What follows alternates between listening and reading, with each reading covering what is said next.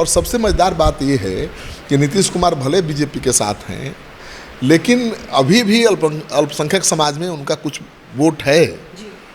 वहाँ पर भी विकास के नाम पर, काम के नाम पर 10%, 5% मुसलमान जेडीयू को वोट कर रहे हैं, बेलागंज में भी, लेकिन ज़्यादा मुसलमान जनसुराज के पक्ष में है। पनोरमा ग्रुप, जो सोचता है वो करता है, आपके अपने सपनों का आशियाना। नमस्कार, आप देख रहे हैं सिटी पोस्ट लाइव और मैं हूं आपके साथ हर्षिता प्रताप सिंह। बिहार विधानसभा उपचुनाव में 4 सीट रामगढ़, तरारी, बेलागंज और इमामगंज, इन 4 सीटों के लिए आज जनता ने अपना आदेश सुना दिया है। सुबह 7 बजे से वोटिंग की शुरुआत हो गई थी और अब जल्द ही वो फैसला हम आपके पास लेकर आए हैं जो जनता ने सुनाया है। चारों सीटों पर किसकी जीत हो रही है, किसकी हार हो रही है, किस वजह से हो रही है, ये सब कुछ हम चर्चा करेंगे आपके साथ वरिष्ठ पत्रकार श्रीकांत प्रत्यूष जी के साथ। सर, एक एक करके हम हमारा एग्जिट पोल जनता तक पहुंचाने की कोशिश करते हैं। शुरुआत करते हैं तरारी की सीट से। हाँ, देखिए, एग्जिट पोल केवल ये मेरे 2 विजिट पर है, आधारित है। मतलब 2 बार मैं तरारी भी गया, 2 बार रामगढ़ भी गया और 2 बार बेलागंज और इमामगंज भी गया। तो सब जगहों पर मैंने दौरा किया, वहाँ के उम्मीदवारों को टटोला, उनको परखा, जो जनता है उसके मूड को टटोला। और आज जब वोटिंग हो रही थी तब भी मैं मौजूद था बेलागंज में। तो शुरुआत हम बेलागंज से करते हैं, क्योंकि बेलागंज में ही मैं था। आज ही 4 सीटों के लिए वोटिंग हो रही है, तो एक ही दिन में मैं 4 जगह रह नहीं सकता था। तो बेलागंज का एक्चुअल स्थिति जान लीजिए कि बेलागंज में बड़ा खेल हो गया है। बेलागंज आरजेडी का गढ़ माना जाता है। आरजेडी का MY समीकरण आपको पता ही है कि उसी की बदौलत लालू यादव बिहार में राज करते रहे हैं और वही समीकरण वहाँ ध्वस्त होता हुआ दिखाई दे रहा है, क्योंकि बेलागंज में सबसे ज़्यादा अल्पसंख्यक हैं और दूसरे नंबर पर यादव हैं। वहाँ पर आरजेडी को हराना माना जा रहा था कि नामुमकिन है, लेकिन जनसुराज के आने से 35 साल बाद मुझे याद है कि जनसुराज के आने के बाद ये परिवर्तन हुआ है कि त्रिकोणात्मक संघर्ष की स्थिति बनी है सभी सीटों पर और बड़ा खेल हुआ है। नहीं तो 2 स्थापित जो गठबंधन थे, इंडिया गठबंधन और इंडी गठबंधन और एनडीए गठबंधन, दोनों के बीच ही लड़ाई रहती थी, सीधी लड़ाई, या तो इंडिया गठबंधन जीतेगा या एनडीए जीतेगा। लेकिन इस बार प्रशांत किशोर की वजह से लड़ाई बदल गई थी, काफ़ी दिलचस्प हो गई थी। बेलागंज में प्रशांत किशोर ने एक अल्पसंख्यक को उम्मीदवार बनाया है, अमजद को, और मुझे नहीं उम्मीद था कि जहां प्रशांत किशोर जीतने की स्थिति में नहीं है, ऐसा नहीं लगा वो जीत जाएंगे। तो मुझे लग रहा था कि जीतने की पोजीशन में जब उम्मीदवार नहीं रहेगा तो उसके चाहने वाले भी साथ छोड़ देंगे कि भाई हारने वाला क्यों देना है, जो जीत रहा है उसी में से कुछ चुन लेते हैं। लेकिन वहाँ ऐसा नहीं है। वहाँ उम्मीदवार जनसुराज का हारे या जीते, अल्पसंख्यक गोलबंद दिख रहे हैं। तो मुझे लगता है कि 70% से ज़्यादा, 60% से ज़्यादा कम से कम जनसुराज के पक्ष में मुसलमानों का वोट गया है। तो जनसुराज जीते या न जीते, वो आरजेडी को हराने के लिए काफ़ी है, क्योंकि वहाँ 70,000 अल्पसंख्यक हैं और उनका सबसे ज़्यादा वोट गिरा है।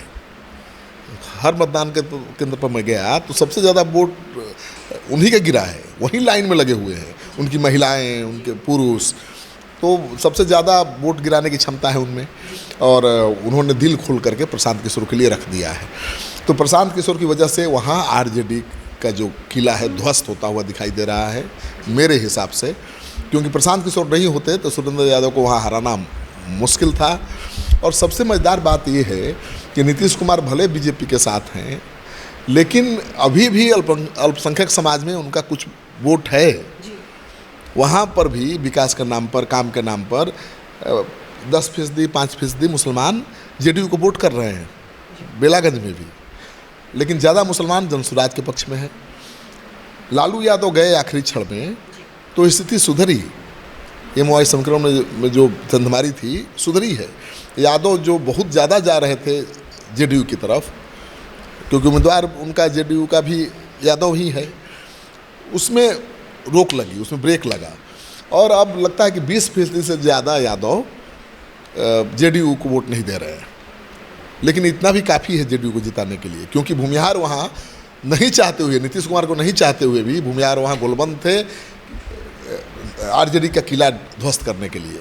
उनका मकसद केवल एक ही था कि भाई कि ये आरजेडी से पीछा छूटे, कोई जीत जाए। तो जन सुराज ने और वहाँ के भूमिहारों ने अहम भूमिका निभाई है और उसके वाहक बने हैं अल्पसंख्यक। उनकी वजह से आरजेडी का किला बेलागंज में ध्वस्त हुआ दिखाई दे रहा है। आप एक दो नमूना देख लीजिए, अंदाज़ा लग जाएगा क्या कर रहे हैं मुसलमान। चलिए, मुसलमानों को तो हमने देखा, बेलागंज में बुरके में भी महिलाएं पहुंची हुई है, लाइनों में लगी हुई हैं। बात करें अब इमामगंज की सीट की, तो क्या मांझी की बहू प्रतिष्ठा बचा पाई है? देखिए, इस चुनाव में दिग्गजों की प्रतिष्ठा दांव पर लगी है। एक तो जो चुनाव यहाँ से पहले जीतते रहे हैं वो लगातार जीतते रहे हैं और वो सांसद बन गए हैं, तो ऐसे ही दिग्गज हैं, बड़े नेता हो गए हैं। और इन सीटों पर अक्सर उन्हीं दलों का कब्जा रहा है जिनके विधायक अब तक जीतते रहे हैं। अब इमामगंज की बात कर रहे हैं हम, तो इमामगंज में जीतन राम मांझी लगातार 2 बार से चुनाव जीतते रहे हैं। केंद्र में मंत्री है, उनका बेटा भी बिहार सरकार में मंत्री है, समधिन विधायिका है और बहू चुनाव मैदान में है। तो सवाल उठ रहा था, लोग सवाल उठा रहे थे कि भाई ये तो परिवारवाद की हद है, आप भी मंत्री रहेंगे, आपका बेटा भी रहेगा, आपकी बहू भी अब चुनाव लड़ेगी, आपकी समधन भी विधायिका है, ये क्या हो रहा है? क्या दूसरा कोई बाजी नहीं है? ये सवाल परेशान कर रहा था जीतन राम मांझी की बहू को। चुनाव प्रचार के दौरान मैंने दिखाया भी था। लेकिन इसी वोट बैंक में, यानी वह दलितों का सबसे बड़ा वोट बैंक कहाँ है? इमामगंज में है, दलित महादलित का। तो इमामगंज में आरजेडी ने प्रयोग किया था, जन सुराज ने भी प्रयोग किया था। आरजेडी ने रोशन मांझी को उम्मीदवार बनाया था जो मांझी समुदाय का है, लेकिन जितना उम्मीद थी आरजेडी को उससे कि वह मांझी का वोट काटेगा, नहीं काट पाए। क्योंकि कई मांझियों से मैंने बात की तो 5-10 मांझी बैठे थे, एक जगह बात किया तो 10 में से एक ने जीतन राम मांझी के खिलाफ जाकर बयान दिया, कहा कि भाई इन्हें परिवारवाद नहीं चलेगा, बहुत हो गया, दूसरा मांझी नहीं था तो हम दूसरे को देंगे, रोशन को देंगे। लेकिन बाकी 9 मांझी तो मांझी को ही नेता मानते हैं और अपनी जात के नेता को ही आगे बढ़ाने के लिए वोट कर रहे हैं। तो मांझी वोट बैंक में ज़्यादा संधमारी नहीं दिख रही है, ये राहत वाली बात है। हाँ, पासवान जो जन सुराज का उम्मीदवार है वो जितेंद्र पासवान, वो जानती हैं पासवान भी तो चूँकि चिराग एनडीए के साथ हैं तो पासवान एनडीए के लिए वोट करता रहा है, लेकिन वहाँ चिराग गए नहीं। जीतन राम मांझी चिराग के संबंध भी अच्छे नहीं हैं। तो सबसे ज़्यादा खतरा अगर मांझी को है तो पासवान वोटर से है। अगर उन्होंने परंपरा के हिसाब से चिराग पासवान एनडीए के साथ हैं तो जाना चाहिए एनडीए के साथ। अगर परंपरा के हिसाब का पालन नहीं किया, परंपरा के अनुसार वो नहीं गए और अपनी जाति के उम्मीदवार के लिए वोट कर दिया जन सुराज के लिए, तो मांझी की मुश्किल बढ़ जाएगी। बात करें सर रामगढ़ सीट की, बेहद हॉट सीट बना हुआ था, वहाँ आप जनता के बीच गए भी थे। उस वक्त जनता का जो मूड था, क्या हो सकता है वोट देने से पहले बदला हो? देखिए, रामगढ़ में 2 बार मैं गया। पहली बार तो मैंने कहा कि आरजेडी भाई टक्कर देगी सबको, मनुष्य से सबकी लड़ाई है, लेकिन उस समय मैं घूम नहीं पाया था, कुछ नेताओं से बात की थी और चलाया था, समय नहीं था। दूसरी बार मैं गया तो गांव-गांव गया, यादव जहाँ रहते हैं वहाँ गया, जहाँ मुसलमान रहते हैं वहाँ गया, जहाँ कुशवाहा रहते हैं वहाँ गया, लोगों के मन को टटोला। तो वहाँ लड़ाई बिल्कुल अलग हो गई है। वो जगदा बाबू का गढ़ है, जगदा बाबू हमेशा चुनाव वहाँ जीतते रहे, कभी हारे नहीं। उनके बाद उनके ही दल के चंद्रिका यादव चुनाव जीते, जिनके भतीजे अभी बीएसपी के उम्मीदवार के रूप में मैदान में हैं और आरजेडी को चुनौती दे रहे हैं। इस बार मुझे लगता है कि लड़ाई हो गई है त्रिकोणात्मक, चतुष्कोणीय भी कह सकती है, क्योंकि जनसुराज भी है वहाँ मैदान में, तो बीएसपी है, बीजेपी है, आरजेडी है। सबसे पहले नंबर पर मुझे बीएसपी दिखाई दे रहा है और इसकी वजह ये है कि यादव वोट बैंक में ज़बरदस्त संधमारी है। चंद्रिका राय तो आरजेडी के ही नेता रहे हैं, आरजेडी की टिकट पर ही चुनाव लड़ते रहे हैं। एक ज़माना था जब जगदानंद बाबू ने छोड़ा चुनाव लड़ना वहाँ से सांसद बनने के बाद, तो आरजेडी ने चाहा सुधाकर सिंह को चुनाव लड़ाना, जगदा बाबू ने विरोध कर दिया कि तो परिवारवाद हो जाएगा, टिकट नहीं देने दिया, ठीक है। और चंद्रिका राय को चुनाव लड़ाया गया, अंबिका यादव को लड़ाया गया और सुधाकर ने बगावत कर दी, निर्दलीय लड़ गए। बीजेपी ने उनको पकड़ लिया, अपना उम्मीदवार घोषित कर दिया, लेकिन चुनाव जीत नहीं पाए क्योंकि जगदा बाबू ने प्रचार किया यादव जी के लिए। तो आरजेडी की परंपरागत सीट रही है। सुधाकर अभी भी विधायक थे, हालांकि बहुत कम मार्जिन से जीते थे। उस समय भी बीएसपी से ही वो जीते थे 189 वोटों से। तीसरे नंबर पर बीजेपी थी। इस बार लगता है बीएसपी पहले नंबर पर है, बीजेपी दूसरे नंबर पर है और आरजेडी तीसरे नंबर पर दिखाई दे रहा है। ठीक है ना। तो आरजेडी तीसरे नंबर पर दिखाई दे रामगढ़ में, कोई सोच भी नहीं सकता है। आखिरी क्षण में कुछ भी हो सकता है, लेकिन यादव वोट बैंक में तो सीधी बड़ा नुकसान दिख रहा है, क्योंकि यादव उम्मीदवार है बीएसपी का और वो आरजेडी में रह चुका है। तो यादवों को लगता है कि भाई हमारे वोट से ही लगातार कोई राजपूत ही क्यों जीतेगा। यादव आ गया है मैदान में, तो देख लेते हैं एक बार इसको। तो वहाँ लड़ाई दिलचस्प हो गई है और मुझे लगता है कि आरजेडी का ये किला भी बच नहीं पाएगा।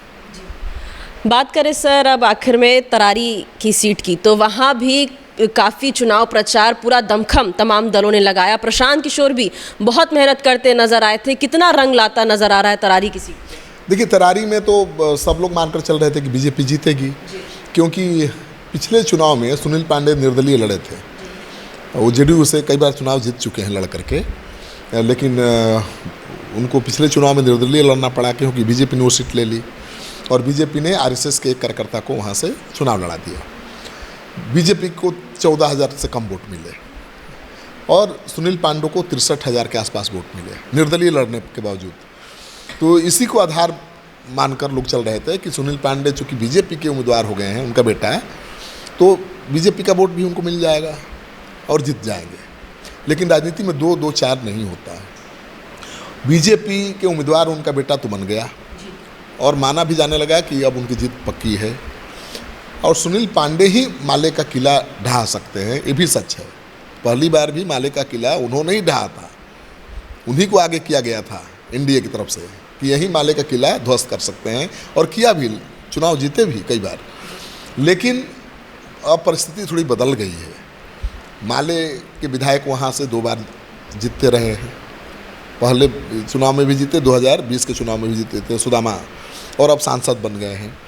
तो वहाँ बीजेपी की हार में मुश्किल ये है कि संघ ने बीजेपी के लिए काम नहीं किया। सुनील पांडे के बेटे के लिए संघ ने काम नहीं किया, क्योंकि सुनील पांडे का इमेज बाहुबली का है और संघ को पसंद नहीं आया। तो संघ के फैसले के विरोध में जाकर किसी भी कीमत पर चुनाव जीतने के लिए शायद बीजेपी ने सुनील पांडे को मौका दिया होगा, लेकिन संघ ने काम नहीं किया है। और संगठन के स्तर पर भी जिस तरह से बीजेपी काम करती है अपने उम्मीदवारों को जिताने के लिए, उस तरह से वहाँ काम नहीं दिखा। तो सुनील पांडे वहाँ अभी भी मानकर चलिए कि अपने ही बलबूते पर चुनाव लड़ रहे हैं और संघ नाराज है तो उसका खामियाजा भी भुगतना पड़ेगा। संघ के कार्यकर्ता के खिलाफ ही पिछला चुनाव लड़े थे ये, तो जाहिर है कि वो दिल खोलकर इनका साथ देगा नहीं। तो मुश्किल यही दिख रही है।